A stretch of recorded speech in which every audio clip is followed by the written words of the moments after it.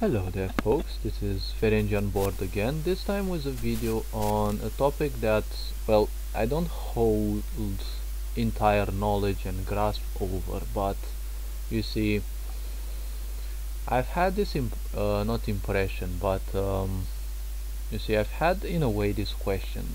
Why is it that people always feel, and well, me included, um, an idea to communicate with the deceased? Ever since I was quite young, and for some reason I didn't have, or I didn't even embrace this aspect, this characteristic of, what most people around me simply reveled in, apparently, because, they always wanted to manifest this desire to speak again with the so-called departed ones. Now, it's to most it's gonna be, like an unfortunate unfolding of reality, because most people simply don't care about you, but most likely they will cry after you have perished, because for some reason they haven't anything else than just attachments over you. I do have a video on this topic. Now if you are new to my YouTube channel, I usually share things and, let's say, somewhat experiences and ideas that I have gathered through the sources that I watch from time to time, and through my introspection, through, yes, my introspection of saying that I've been, practicing consciously and unconsciously for a very long time, and I do get some answers that most likely are not easy to come across.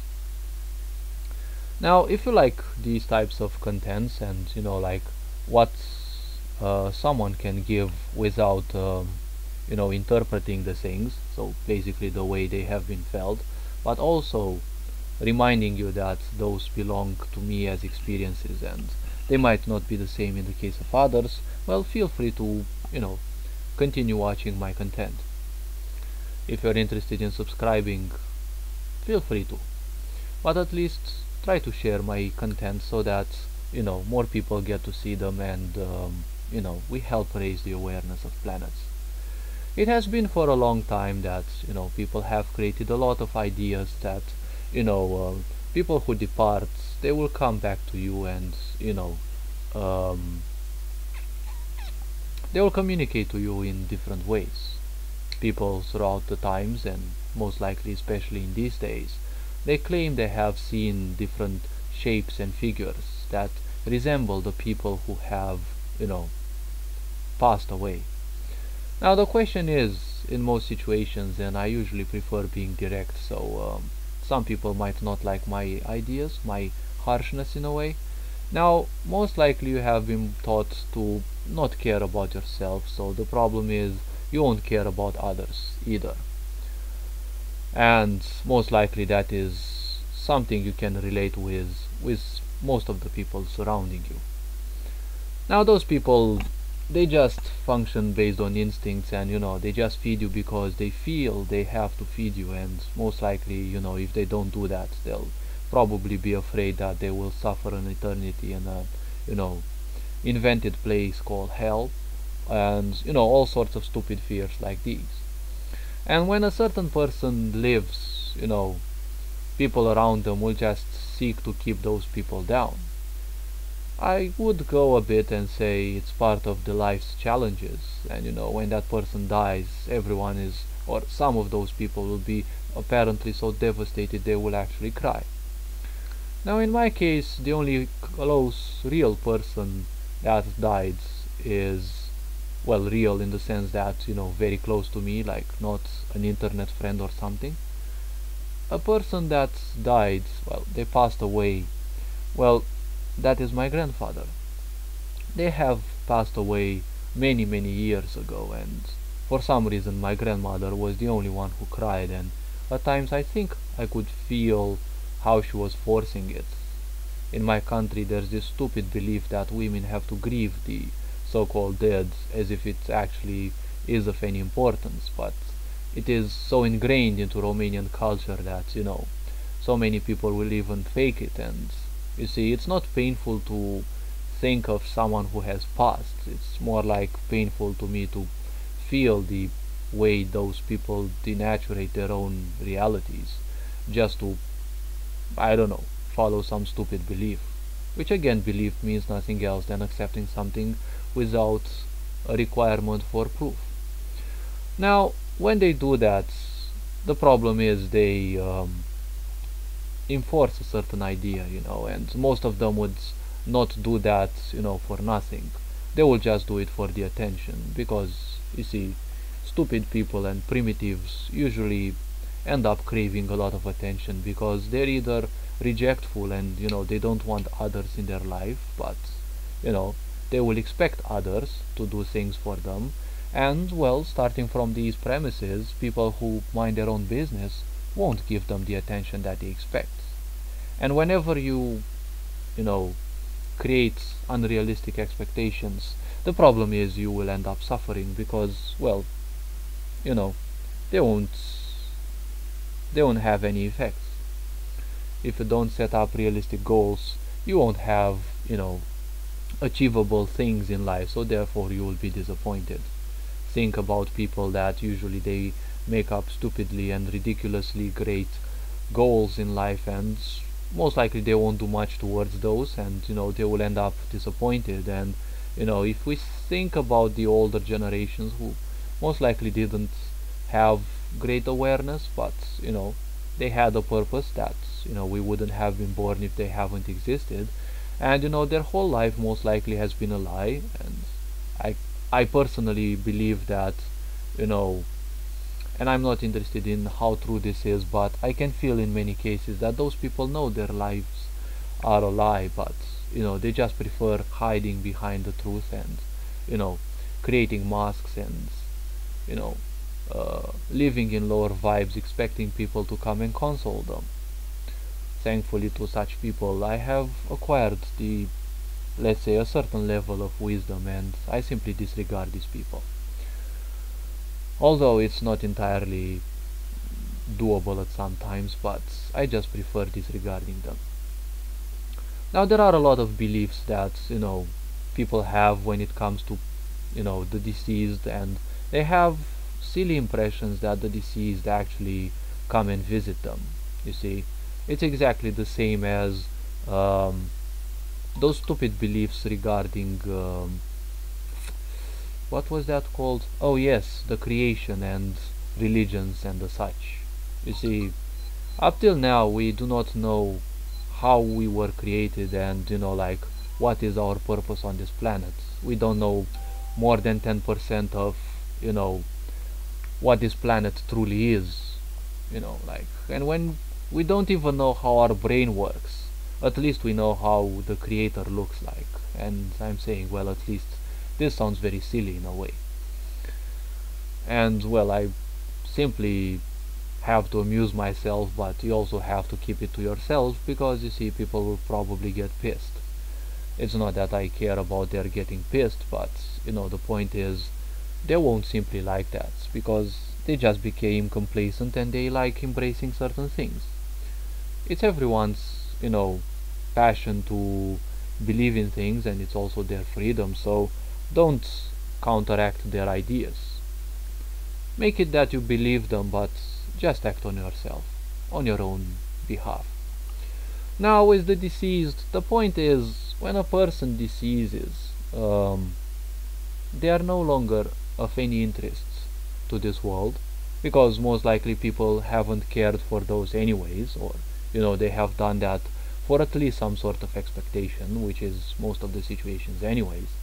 And when a person leaves this world, when their consciousness leaves the body, there is no interest in this world anymore. Depending on how the person perished, they can like easily reincarnate themselves, and that can actually be a very fast process. If the person died in a lot of pain, then well, I think that that pain has to be gone through, and most likely they will require a long time to go through that. And everything dissipates in this world. Everything has this inability to preserve itself 100%, especially different specifics of, you know, the more compact things become, especially with matter, you will see that nothing holds forever. Probably different, objects like tables and woods, they give the impression that they can last 100 years, 200 years, but if you look carefully at those, you'll see that they are slowly changing. They are dissipating because electrons have this state of being quantic. They are both material and immaterial, and they follow this cycle. And, well, some of them might actually leave the specific body, so it's also the fact that that body itself is somewhat dissipating in a way. I'm not gonna get into too many details, but this is something that is a bit above me, so I'm not afraid of saying that I do not know something.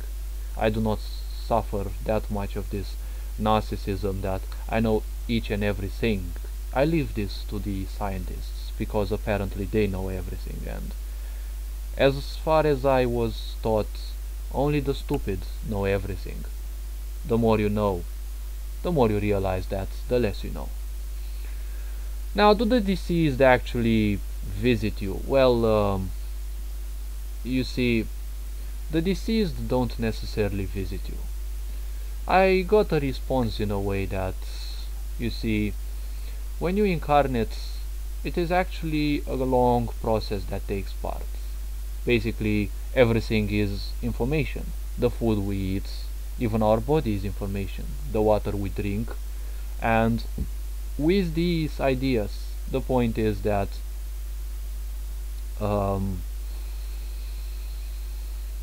we work a long time to create this work of matter that represents our body, apparently.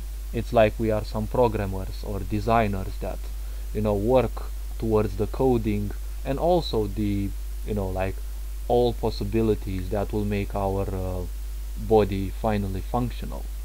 And at the right moment, we will find the right womb, and through that, we will manifest in the body that we have chosen to create. That is how the unconscious, our state of existence, becomes conscious. Because what I feel about consciousness, it's somewhat relative. Consciousness is, in a way, a sort of imprisonment, but don't take it as a bad thing. What I feel is, you know, it's relative to the environment that it was created.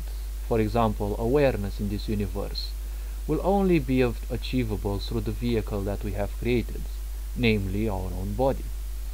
So when we leave this body, we are no longer capable of understanding this world, because we can perceive this universe through the prism of our own body.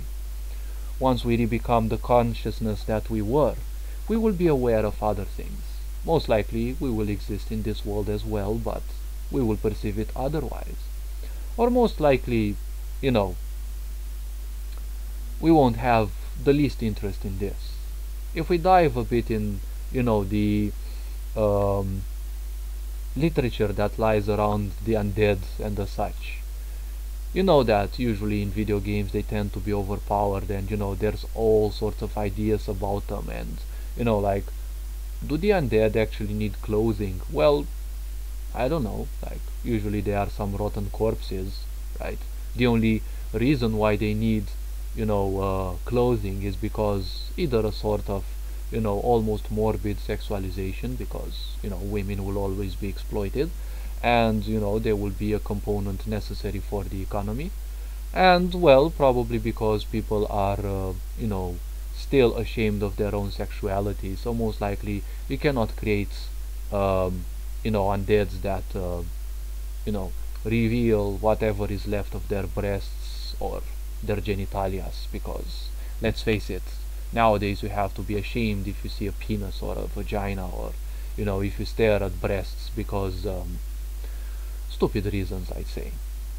So do these undead actually have this necessity for clothes anymore? Well, their awareness is so low, they no longer have the concepts that we have created to exist. The shame that we have created, because basically we wear clothes because of a big shame. If you look at animals, they're all naked and they don't seem to mind that too much. So these entities, they don't need, you know, food and clothing anymore. Most likely, once they have shed the body, everything was left with that body. Their consciousness of this world is simply also left, because they are much more than the consciousness that was made available through this body. It's just the same process as with video games. When you play a video game, you embrace a body. You become incarnated in that game through the character that you play. Be it that you see from above the character, from behind the character, or through apparently their eyes. And you'll only be able to experience that game, through the prism of that body, because in the end that body and its coding are basically the vehicle that allow you to experience that world. When the game is over, or when you quit the game, it's not necessarily like a kind of suicide, but you see, that body simply perishes. That world along with that body are no longer accessible. So you see, when you are out of the game, you no longer have need of that game, especially after you have uninstalled it. So when a person simply perishes, you see, it's exactly like that. They have uninstalled this game, and they can probably reinstall it, and to reinstall it they will require a period of time through which they will create another avatar, and they will be born somewhere else in this world, or probably in other universes. Now, is it possible that these beings actually still come to us? Well, the moment they leave this universe, this reality, the point is, you see, I felt that there are two realities. There is a reality that is the mind reality, which, we can call imagination. In there you can be literally everything, but it is a problem when you take that reality for the visual and, perceptible reality. If you are a wizard or whatever in the worlds of your imagination, be aware that those are still a reality, and your dreams can actually be an extension of that. Okay, so it's okay to imagine those things and live in that reality as well. But running from this reality that we came to experience in the name of consciousness, well, that's when it can become a bit problematic. So the moment these beings have shed the body, the question is, do they actually need the body anymore? Most likely, but the body dissipates as well. Its capacity to sustain each and every aspect of itself diminishes throughout time, because, you see, everything starts dying more and more. The so-called DNA has, an aspect of stability, and it also dissipates. And through it, our capacity to replenish the cells that die also dwindles, so the body slowly but surely fades. And as I said in previous videos, the aspect of death is something that, happens at birth, not at the end. And, it's very funny to see bewilderment and, strange gazes and reactions in most people, especially the older ones, because there is the only pandemic that I feel nowadays is the pandemic of immortality. People believe they are immortal, and when they feel that suddenly people of their own age die around them, they suddenly feel and realize that they are mortal, and they actually become bewildered, right? And the moment the consciousness sheds the body, most likely ever since that moment, it is no longer aware of anything in here. It is most likely unaware of who and what you basically are, because, you're technically no one to them.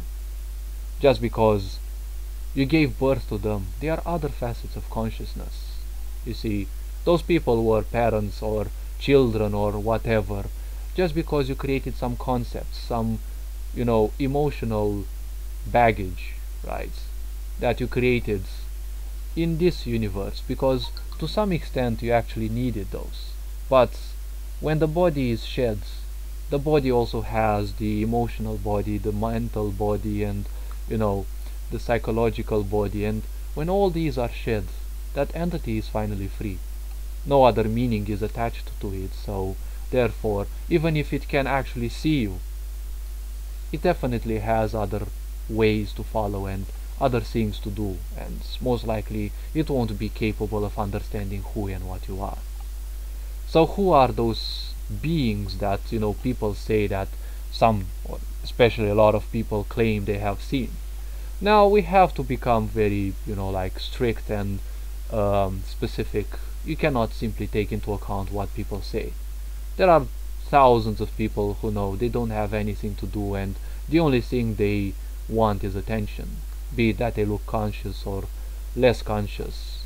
There are so many people who just crave some attention. Now, the other point is, there is a very great quote that says, "Leave whatever belongs to the dead, leave it to the dead," right? That is why there are some sayings that say, if you keep meddling with the dead, you'll probably become part of those.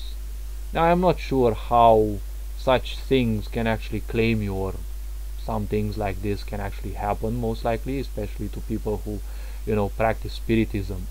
There are more there are more important things that someone can actually do, and you know um, instead of just trying to contact the deceased, it is, I think, much more important to see um, life through the new prism.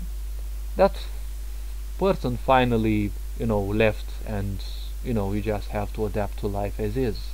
If you are not capable of understanding that each one of us will shed our body sooner or later, well then, you're gonna be in for a lot of surprises. There was this little site that I found, and like, I felt a bit like a confirmation to start speaking about certain things. And it is said that our loved ones give us certain signs when they decease, and they depart, and you know they want to keep us you know in high spirits. I'm usually against most things because I feel that all these belong to some stupid medieval or pre-medieval beliefs that we don't know anything, but we have invented all sorts of meanings just to give us ourselves some courage, right? When we cannot deny the fact that reincarnation is possible. Okay, I mean, I'm certain that this exists, but exploring other lives, let's focus more on this current life. Okay, the other lives will come at the right time. Now the point is, with other people, when they decease, that they come and speak to us, I'm not that certain. There may be, someone actually told me that there can be actually demons that take the shape of that entity, or different parasites that use those emotions against you. If the person died, and there is this very old habit that when someone dies, people around them try to make them comfortable, and it has a lot of sense. When people perish, it is very important that they leave this world in a very natural way, without having too much pain. The problem is, if they have pain, and most likely they will amplify it, I think, and this is personal belief, there will be entities that will come and they will feed upon that pain. Most likely the parasites that had you know manifested in and through that being. Once the consciousness is now free, that body, well, it is kind of useless to them. So what remains left is to you know feed upon those emotions, and probably in out of a fear to not dissipate, because the fear of death belongs most likely to such entities. They will probably try to contact you, and they will appear probably in your dreams, and they will come and give you the impression that they want to embrace you, and all they want is nothing else than your attention and, well, in the end, dominion over you, because they have had dominion over you through your parents and through your grandparents, especially because the older most people get, the more hideous they become. Even if we seek stupidly to deny this, but it's kind of a very sad truth. Is it that people, these departed souls, come back through animals, that they will do things, like it says here, when they come back through the form of an animal, they will do things that they usually wouldn't do? I mean, to what extent is this thing real? Like, supposing they would come under the form of a cat, what is it that a cat usually doesn't do? This is not something defined, and as someone that is doing JavaScript, undefined is something, a little nightmare, so to speak. And I've had kind of a programming mindset, so the moment something is not fixed, then I require more details, because if you cannot convince me, then I cannot simply follow you. It's a simple principle that's hard coded into my existence. What would that cat have to do, or that animal have to do, for me to understand that you know they have done something unusual to attract my attention? I mean, I wouldn't expect that cat to fly, right? Or something like that. Animals will draw your attention when they need, because they have their own perceptions. Cats usually feeds off negativity, and when they want attention, or when they feel that you are in pain, they will usually bite you, or they will usually come and settle on your different part of the body, and usually they settle on some place of your body where you have a lot of negativity accumulated, because cats naturally feed off negativity. That is why you will see them around abandoned places usually. I don't know exactly if they come through animals. Now, if those entities are very conscious and like highly aware, there might be a very slight chance that the departed might come to you, but I don't think they will actually ever present themselves to you. Most likely they will send you some messages, but it's not the person that you have met. Most likely their higher self, and I'm sure that those people that you see, even if they look like relatives, I think they are more like your spirit guides or angels, or something that through seeing another entity, or someone who who you knew and they deceased, giving you a glimpse of that. You see, it's not the person that you see. The person is no longer existent, right? I mean, the person does not die. The person is just a mask, okay? A person is only a mask, because persona in Latin means mask, okay? And it actually means character in English, because persona is the word that the Latins would use for theater. When they said personify, it meant that they had to follow a certain little ritual, let's say, through which the actor personified a persona, which meant an entity, a character, okay, which was fictional, and they had to play as it, okay, because being an actor is also well, let's not get into details. Now, the moment you see different things, there's either an entity that wants to contact you, and most likely not for something good, or when you see or feel that someone close is around you, usually it is, let's call it, an implant from your spirit guides that everything is good. No longer think of that person, because the more you think about the dead, you're like mingling with those things, and you're like, I can say, and again it's a personal opinion, I can say you're kind of signing a contract with some of those deceased entities. It's like you're summoning them in your life, and I doubt that would actually be something good. Such people kind of end up calling for some hidden powers, and probably they don't want, they shouldn't be doing this, because most likely they will perish.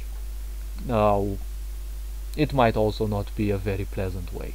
And I'm not talking about, Illuminati, because, or such forces like Archons and the such. Okay, they have most likely other things to mingle than, see whether you are trying to invoke the dead. Now, there are a lot of people that say, they have met feathers, coins, and different things, even, have had jars filled with feathers and coins. Now, you see, objects creation is something that can actually happen. I'm gonna dive into another video, because object movement is something that can actually happen around, in places where deceased people have recently perished. If you happen to see your things move around, this is something natural. It's not ghosts moving around or ghosts moving the things, but you see, it's more like there are some natural processes. Now, when feathers and coins appear, I do not know how to explain this. It's again another sign that, otherworldly beings are around you, most likely reminding you that these deceased beings, they are all okay because they are all following natural processes. They're most likely in another life, in another universe, conducting their life. It is probably a reason why, ever since my grandfather died, I only think I dreamt them once, and it was more like seeing their face, and I don't think it was them.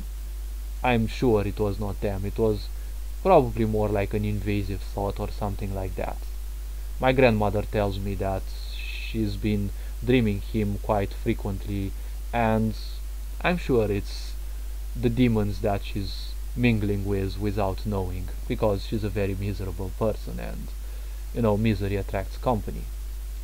They give off fragrances. Now, there might be these situations, unexplainable situations when you feel fragrances in your house, and I can actually say I have felt this very hideous pestilence in my house in a certain specific place twice, one day and the next day, usually at the same time. And when these bad fragrances come, it's kind of a pinpoint that there is something hideous in there, and it felt like a cadaver. It definitely felt like how to call it. It felt like rot, literally like rot. And it wasn't a simple place. Okay, I mean, it was the entrance into a room, the living room, but the place where my grandfather would spend most of his time. But it was by the entrance, and it was quite a larger area than just the entrance, and it smelled very powerfully. What could that be? Well, usually bad entities can leave such bad fragrances, and you know um, I do not know exactly what these are. Do not hurry to associate such things with realities, because most likely you'll end up believing these things. Okay, now when it comes to songs coming in at the perfect time, I wouldn't attribute this to the deceased ones. I would attribute this to something more like synchronicity, a sign from the universe that things are right. And the moment you become conscious of a song that you like, you don't know how much time theoretically, subconsciously, you have been thinking of that song, because every time you like something, you create a loop in it. That loop says, I am binding myself to the meaning of this, and I'm welcoming it into my life. You see, it's a kind of code, and it repeats numerous times per second in your head, because basically every time you like something, it's nothing else than just a loop in your head. You're not conscious of that most certainly, but you see, it doesn't matter, because it will repeat so often into your mind that you're basically inviting it into your conscious existence. So just take it as a confirmation that the song you have been thinking of has finally come into your life. If it came at the right time, it might be a sign from divine help. Let's not forget that you know, creation and the creators are not separable. If you separate them, creation simply ceases to exist. I wouldn't attribute this to deceased ones. Basically, when someone deceases, they no longer have any business with you. If this is something hard to accept, well, you'll just remain with some attachment that you have towards that person. And if you have attachments towards a person and you cry after them, that is proof to me that you weren't loving them. Because attachment requires need, and need requires lack. Need only comes through lack. Someone is meaningful to you, Everything is meaningful to you when you don't have them. Someone is meaningful to you when they have something you don't have. Usually it's about money, but someone, for example, who's very loving, you will feel an attraction to them and you feel that you want them, most likely because you want their love, nothing else necessarily. They come to us in dreams. I think I have covered these. Okay? When they come into dreams, it's most likely a reminder that you shouldn't be thinking of them that much. It's just a thought implanted into your minds, most likely, nothing like, them coming to your life. Most likely their higher self or spiritual guides communicating with the higher self of that being. They incarnate a facet, okay? Not necessarily incarnate, okay? Like, they implant a thought into your mind through which, you will actually happen to see them in your mind. And as I said, dreams are not exactly what you see. What you see in the dream is basically nothing else than, a translation of what you have seen, because it's far beyond the capacity of your mind, so it has to be translated. And as any translational process, and I'm an authorized translator and I can certify this, is every translation process has a loss of meaning. So basically, take whatever you see as almost what may have happened, or in the end, dreams are nothing necessarily based on that. There are dreams who are just extension of your imagination, basically what you have been feeding your mind with, and there are dreams that hold certain meanings, like a kind of guidance from the universe. So those meanings have to be seen, and they usually stand beyond the number of objects and specific objects that you have seen. Usually my dreams can end up being very intricate, or it's like I had a few dreams in which I was living in two dimensions at the same time.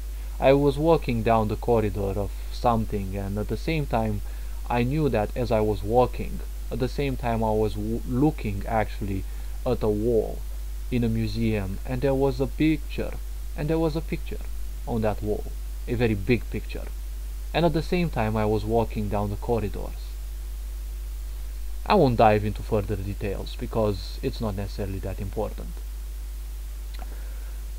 Numbers. When you see numbers and repetitive numbers, again, this is more like how in tune you are with the universe. I wouldn't attribute these either as signs from the deceased. As I said, hopefully I made myself clearly understood that they don't come for you anymore. Whatever comes to you is most likely anything, any thought forms they may have created, and they are unconscious, and because they dissipate, they have this fear of dissipating most likely, and they will need to attach themselves to anything that can feed them energy so that they don't dissipate. Most likely it could be something like that, and as they feed off your most predominant thoughts, you might actually have those thoughts pop up into your mind as a reminder that you should give those things up. Because the moment you give those things up, you also give these thought forms up. Because these thought forms' purpose is to be returned to what they are, the purity of inexistence. Okay? The more you feed into these ideas, the more conscious you make them, and the more you have to suffer. Because if you don't suffer, you won't be reminded that you have to give these up. It is something very advanced in a way, but let's not dive into too many details. When you see numbers, when you wake up at certain hours, it just shows how in tune or how not in tune you are with, all the things that you are represented by. Your body is a system that is influenced by all the aspects of the universe sooner or later. The other galaxies, the other constellations, even the planets in our solar system. Let's take more the planets in our solar system because they are closer. The further you go away, the more intricate things become, and again, they are far beyond me, so I'm not afraid of saying I do not know these. I have a few glimpses of those, but I won't present just a few glimpses. They allow us to feel peaceful for no reason. Well, if we feel peaceful or not for no reason, it can also be just part of our spiritual process. We all follow a spiritual path, even if we are conscious or not. And this has ups and downs, and we can, especially the more conscious people, can simply, feel that at times you are very happy, and probably immediately after you feel like shit. It is part of it is part of this process. It just goes on and on. So I wouldn't attribute this to the deceased either. And it usually happens at the most unsuspecting time. This is something that I would regard as strong because, most of us usually live in an unsuspecting way.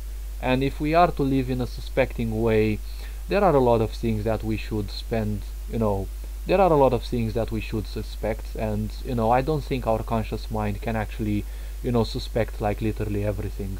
And the more time we spend towards this direction, the more paranoid we can actually become. So I wouldn't feel this has to do with the deceased. Okay. Um, Sudden bliss usually happens when your Sahasrara opens, and usually when that opens, you get a big feed from different sources that give you inspiration. That is how you suddenly feel like you can write a poem from within, and it happens to me at times. Like I can write an intricate poem in 10 minutes or 15, or I have an ingenious idea for my video game. You see, the universe sends us thoughts at the right time, and sudden bliss, happens when you do something that opens your Sahasrara. There are lots of things, including sounds, that can lead to this. The spiritual awakening also does this, and the moment it opens, you feel so blissful that you simply no longer need anything. You feel so blissful that you even may shed tears. Because the moment you feel blissful, things that are no longer needed will simply go away. And they go away usually through the form of tears. A character of mine that I created under the name of Nora the Pure seems to be one of my guides in a way, because it's strange that I have created characters and these characters kind of have become my guides, and I have disregarded the fact that some inventions actually tell me things, but you see, the question is, well, I cannot deny the truth of those things in the end, because they kept telling me things again and again, and for some reason they were never wrong. And this Nora, she told me that when a lot of hurt and pain get accumulated, they will be, eliminated by the body through the form of tears, because they will become almost material, and the body will seek different ways of shedding them, but we are taught to fight against ourselves. They play thoughts in our heads. This would be something that it can actually happen, but not the person itself, not the body itself, not necessarily the consciousness itself, because by the time this happens, most likely they have entered a different world, so it's probably their subconscious maybe, but their subconscious is connected to their higher self. So more likely they will continue to give us nudges, and thumbs up to what we do, because we as consciousnesses we are connected, more or less. We are part of creation, and no creation is separate from the other. So they will probably keep they will probably continue to help us. Most likely our higher selves are part of a greater family, and you see, even if people are so-called twin flames, it's not necessary for them that they will meet in each and every life. And the spirit family, the higher selves, let's say the collective higher selves, they will continue to help one another irrespective of what lives they choose to reincarnate, because most likely they have predetermined plans, or the moment they shed a body, they will assess and see what they did good, what they did wrong, what they didn't achieve, what more they achieved, and they will seek to find other things and experience them. They love to play with electricity. This is something quite interesting in a way, because electricity, when you see buzzing bulbs, it's not necessarily because of dead spirits. It can actually be, there is no such thing as dead spirits, okay, because the spirit is something alive. It has a vibration of its own, so it is alive. There is no such thing as death. Death comes from a very old language through the form of dath, and dath, if I remember correctly, is similar to occult, and they both mean hidden. Now, electricity and flickers usually happen even because of your own aura. When you receive a little upgrade to your auric field and it increases for a period of time more than it should, or when you have guiding angels around you, these machines usually will flicker because their electromagnetic field of much lower vibration is powerfully interacted with by something much greater. And yes, if you're wondering about cases in which people can break bulbs through sheer anger, it is very possible. Because the living body, the body that we live in, has the power to create some of the most powerful electromagnetic wave fields. And especially through great anger, people can actually break bulbs around them. They make buzzing noise in your ear. This is not necessarily representative of these. When buzzing noises in your ear happen, they are a sign of spiritual awakening as well. They are a sign of cleanses that occur in our body. And they are signs that, different things happen in your field. It can be things that are being shed, all sorts of things that I don't know I have the words to, depict them, or the entire knowledge to also speak about. But what I wanted to speak through this long video is that not everything that manifests is necessarily from the deceased. Hopefully I made myself understood and people understand that, there is nothing regarding these bodies that have been shed that should spring any more importance. Now, if you liked this type of video, I'm actually proud of what I created. Feel free to follow and subscribe if you want. Feel free to share this with other people because I'm more interested in raising the awareness of humanity. And, well, as usual, keep up the good work and, you are loved and appreciated. Ferenc Board signing out.